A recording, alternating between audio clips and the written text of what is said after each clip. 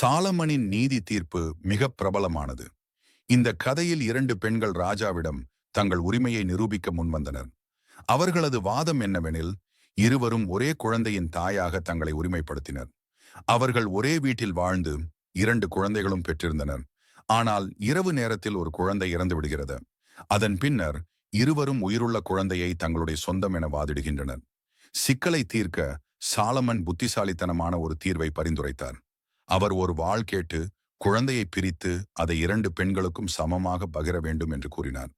இதை கேட்டவுடன் ஒரு பெண் உடனே குழந்தையை காப்பாற்ற வேண்டும் என்று கோரினாள். ஏனெனில் குழந்தையின் உயிரை காப்பாற்றுவது அவளின் முக்கிய நோக்கம் என்று கூறினாள். மற்ற பெண் குழந்தையை பிரிக்க தயாரானாள். இந்த வேறுபாட்டில் சாலமன் உண்மையான தாயை அடையாளம் கண்டார். அந்த பெண் குழந்தையின் உயிரை காப்பாற்ற விரும்பினாள். இதன் மூலம் அவர் உண்மையான தாயாக இருப்பதாக சாலமன் தீர்மானித்தார்.